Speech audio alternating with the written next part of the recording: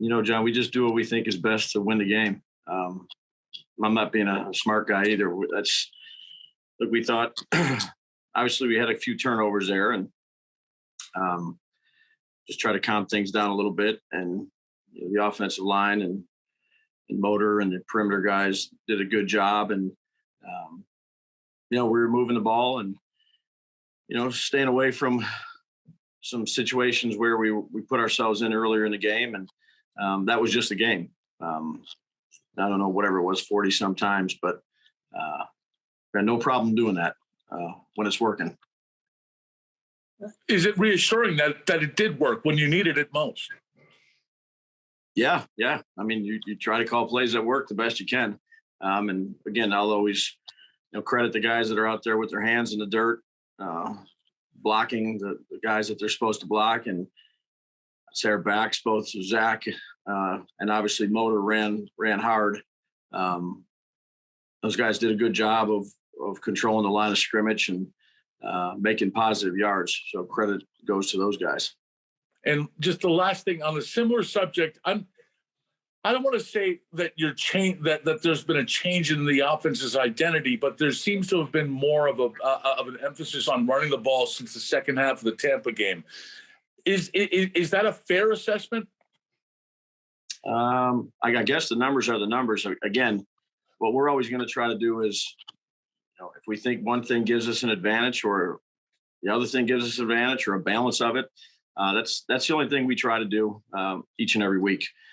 There's not a set of, amount of runs that I'm looking to get called or passes or things like that. I think there's ebbs and flows of every game and adjustments that need to be made. And, yesterday we just so happened to run it a good bit of time, particularly there in the second half.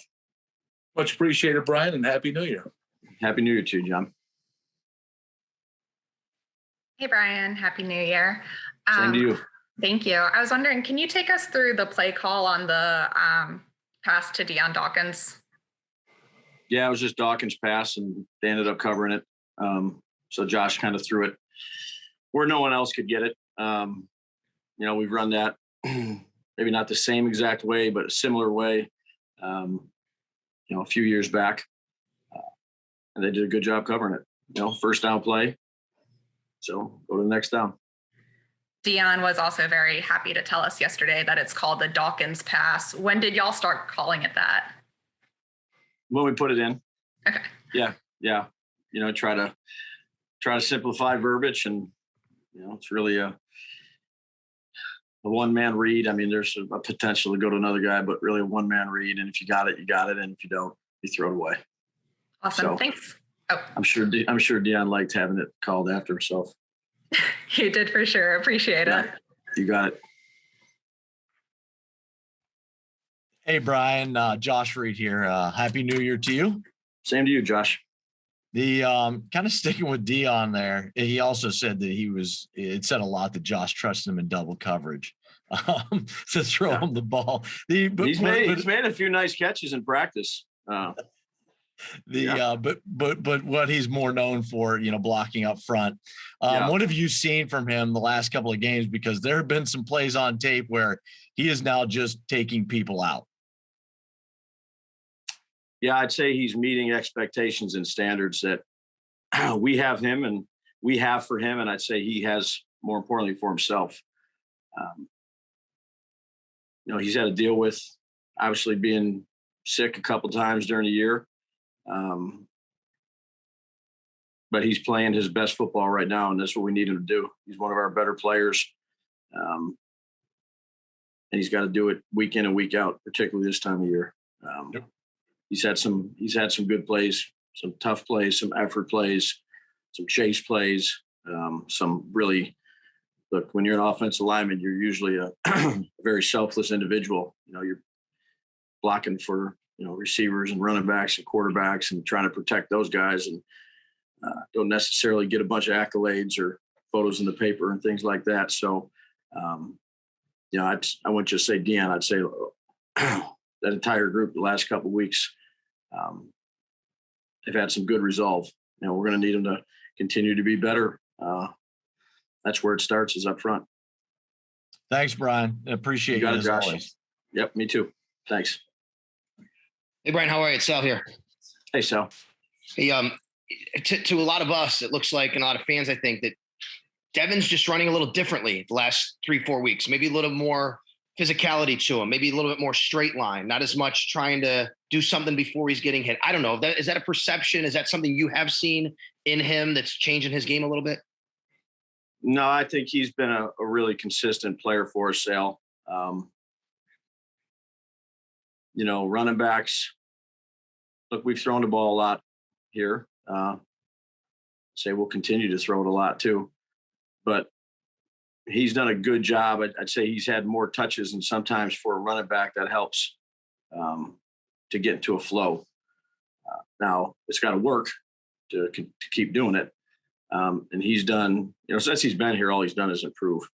Keeps his, he's a really good kid that has worked really hard. He busts his tail in the off season, doesn't say a whole lot, and, certainly very dependable for us in a lot of areas of playing the running back position.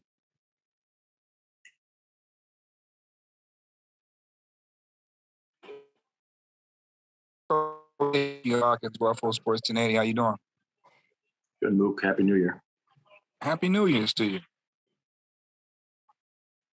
Coach, yesterday, Singletary over 100 yards. What do you got to say about just the way the run game performed between your running backs and the offensive line together?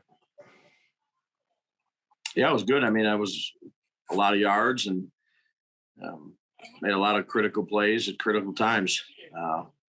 The offensive line. But look, it's team football regardless. It's quarterback decision-making on a few of those plays with the design of them and, whether it was an RPO or a read, whatever it may be. But, in order to run the ball, you got to be physical up front. You see the hole and hit the hole, and you got to run with the ball in your hand, and you need blocks from the perimeter guys and finish. That's the run game. They did a good job with it yesterday. Right. And how much patience must you have before, you to make that quick burst decision? How important is that, Coach? For the running back? Yes, sir. Yeah, well, I mean, look, Mook, there's a variety of different type of run schemes.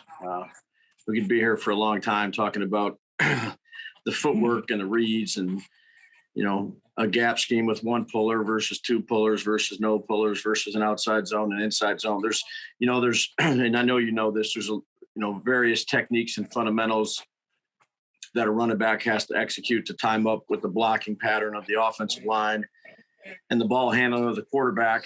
But usually in this league, I'd say the best thing is you got to hit the hole before it closes because it closes quick. And just kind of leave it at that. No doubt, Coach. You look good pulling too, by the way. Oh, yeah. Thanks. Good luck this week. Thank you. Happy New Year again. Yes, sir. Hey, Dave. Happy New Year. Just wondering, hey, Dan, Happy New Year.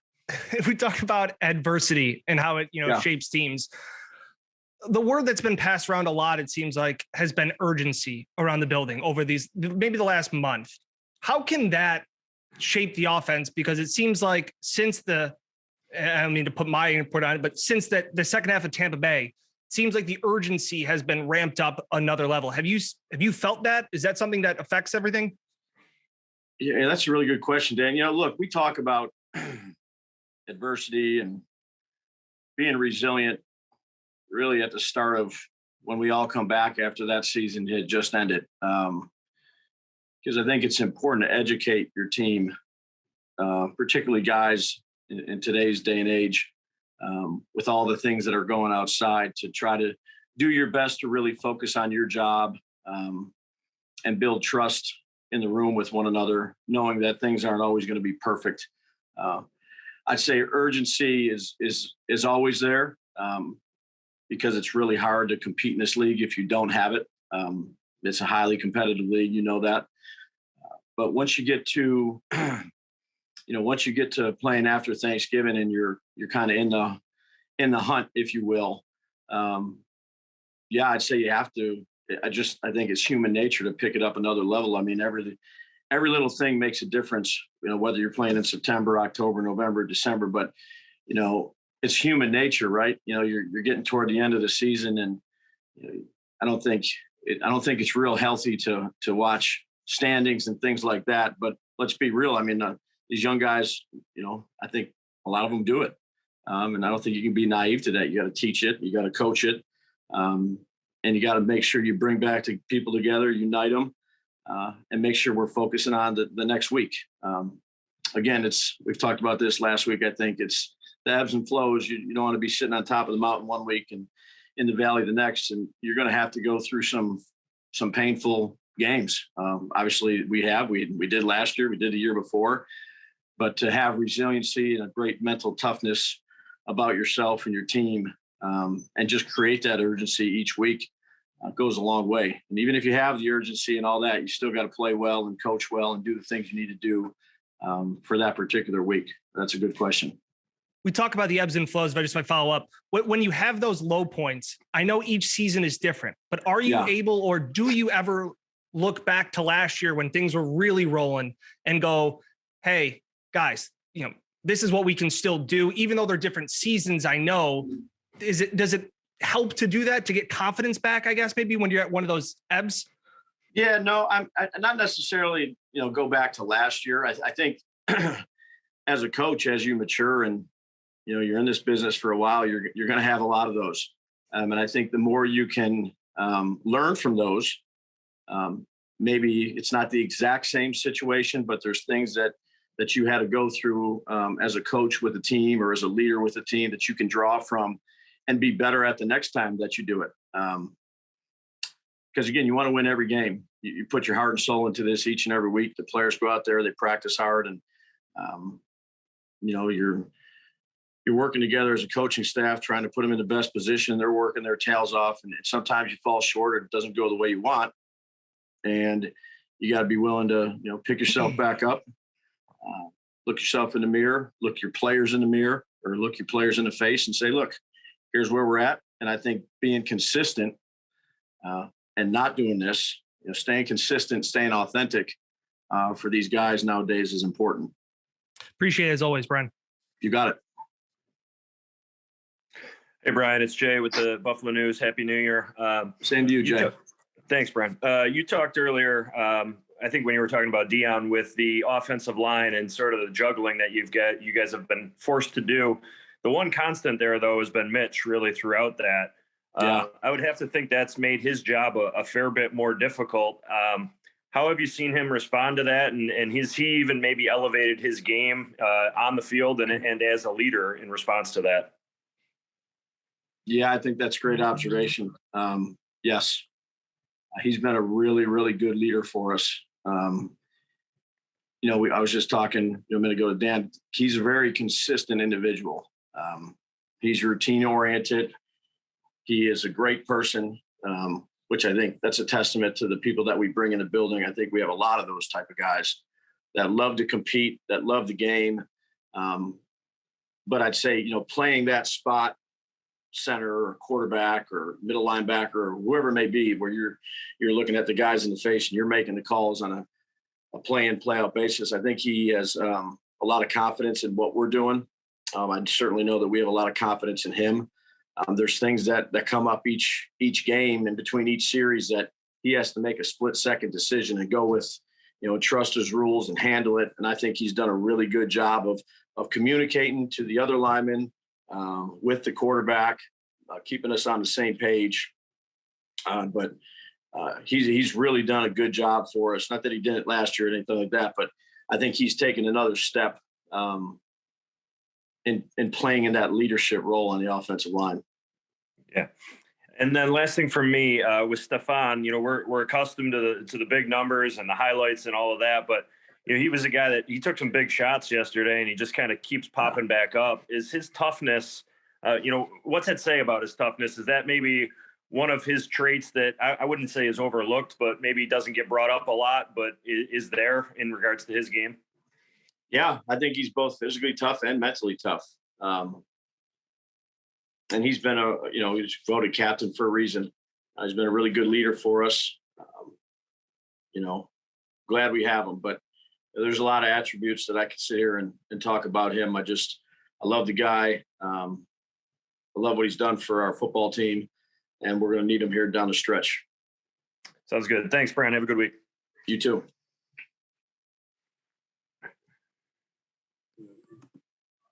There we go. Good afternoon, Coach. George Radney, Challenger Community News. How you doing today? Good, George. Happy New Year to you. Hey, Happy New Year to you too, you and your family as well. Question. I was wondering with Matt Breida, Isaiah McKenzie, and Devin Singletary, I noticed I hadn't seen all three of those. Is something maybe down the road with all three of those guys being on the field at the same time, as explosive as all three of them are, to help with the running game and maybe even help with giving the other runs to these other touches to these explosive guys that might be able to break one? Yeah, I mean, look, there's always a possibility of everything. Last few weeks, we could go with two running backs. Last week was Zach and Devin. The week before that was Zach and Devin, and Breida was sprinkled in there. And little man, look, we look at every personnel group each and every week that we think we can use and utilize, and we try to use all the guys that are up and available for each game. All right, thank you very much. Good luck this coming week. Thanks, George.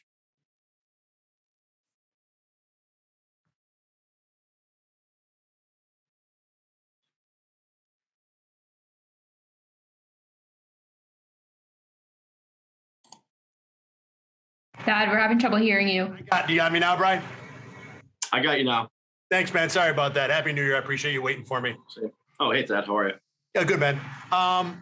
What went into the decision to keep Ryan Bates in the starting lineup this week? He played well the week before.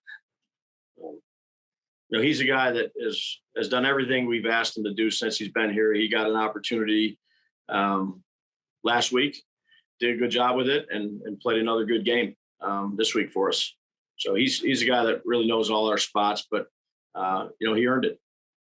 I think fans look at a situation like that where you've got a guy who's been successful, who's been on your team all year, and they wonder, why hasn't this guy been tried earlier? And it's not a fair take because this is something that happens in the league all the time. What goes into that situation where you have a guy on your team that maybe doesn't get the opportunity, and then suddenly, whether it's week 14, 17, whatever, all of a sudden you discover, wow, this can work here. Yeah, I think that happens at a lot of positions, right? The people that you keep on your team, Thad, and I've spoken this at length, maybe last week or the week before, they all can help you. And you can only play a certain amount. So you go with the ones for that particular game or whatever it may be that you think gives you the best chance. Doesn't mean anything that the guy is backing them up or anything like that. You're fully confident in those guys. And sometimes when a guy gets his opportunity that's in that role, they take it and they run with it. And we expect that out of all our guys. And certainly that, Ryan's done a good job. He's really done a good job since he came over from Philadelphia, wherever it was a few years ago. And he's made the most of it.